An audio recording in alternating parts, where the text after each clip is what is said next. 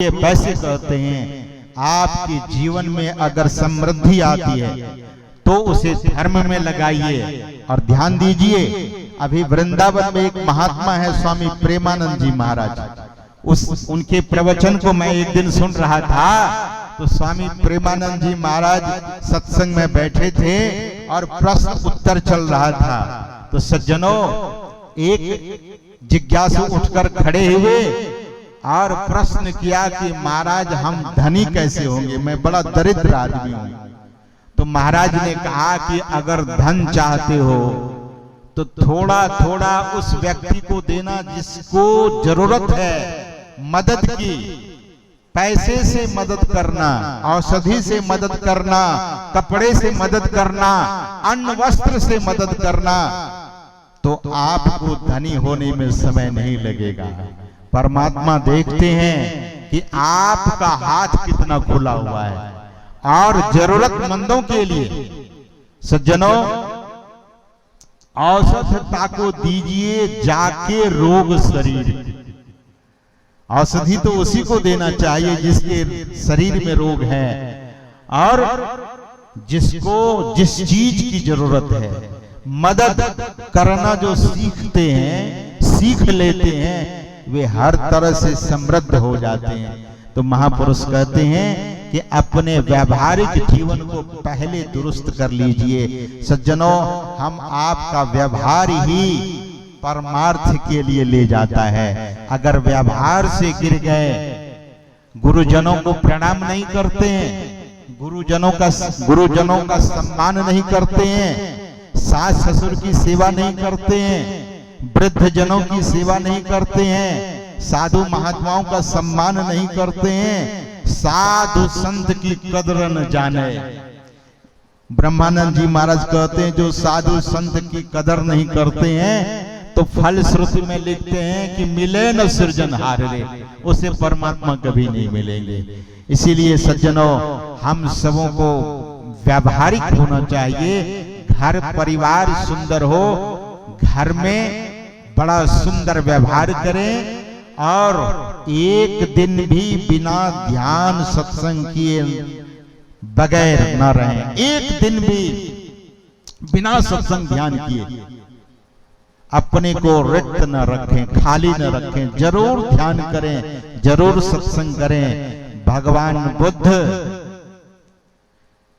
दरअसल में वे ऐसे सम्राट के पुत्र थे जो दिग्दिगांत में, कौन सा सम्राट? महाराजा शुद्धोधन चक्रवर्ती सम्राट थे। सम्राट नहीं थे, चक्रवर्ती सम्राट थे।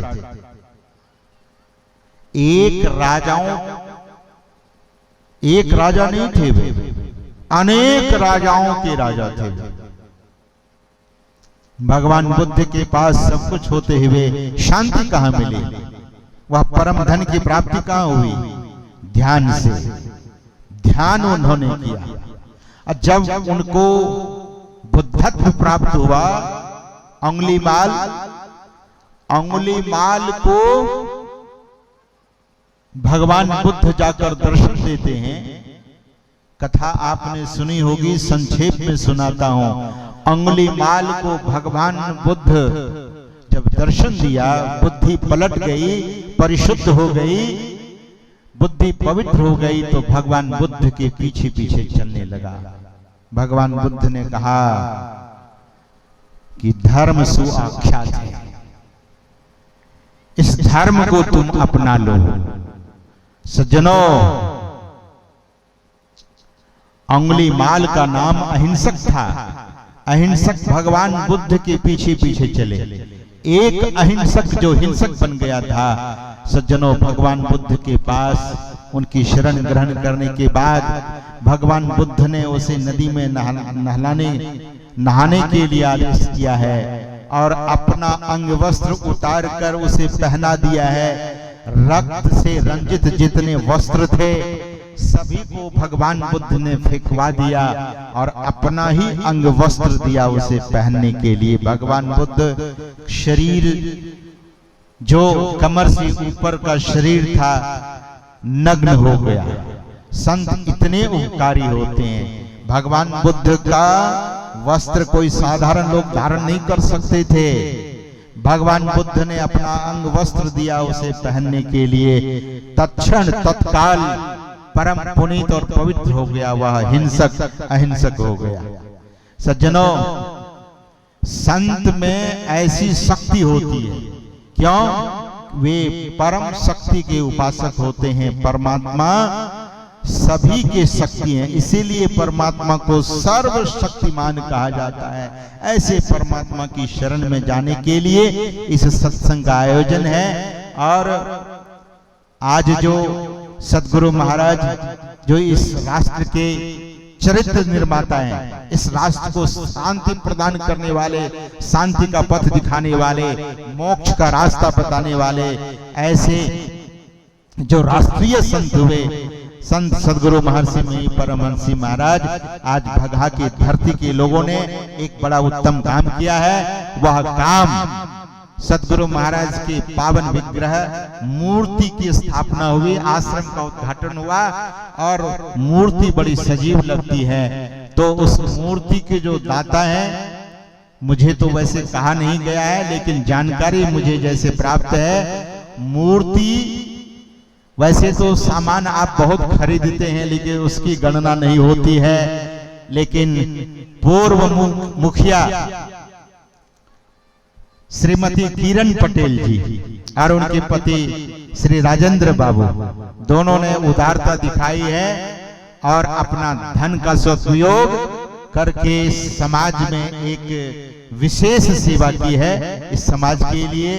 तो वे भी दरअसल में धन्यवाद के पात्र हैं और हमारे सुरेंद्र बाबू भी बड़े धन्यवाद के पात्र हैं। धन्यवाद तो वैसे कल दिया जाएगा, लेकिन सूचना के तहत मैंने जानकारी के तहत यह बात आपके समक्ष रखी है। समय अधिक हो गया है और यहाँ तो दिन पहले ही, 1 घंटा पहले ही हम आपसे सूर्य भगवान विदा लेते हैं। हरिद्वार में अभी सूर्योदय है ही, अभी सूर्य भगवान है ही, वहाँ अभी धूप है। तो मैंने पूछा अभी कितने बजे सत्संग का समापन होगा, तो 5 सवा 5 तक। तो हमारे बीच में कुछ विशिष्ट अतिथिगण आए हैं। आयोजक महोदय से निवेदन है सुरेंद्र बाबू से कि वे मंच पर आवे और जो भी औपचारिक कार्यक्रम है वे करें। इन्हीं शब्दों के साथ अपने वाणी को मैं यहीं पर विराम देना चाहूंगा। एक बार प्रेम से बोलिए श्री सद्गुरु महाराज की।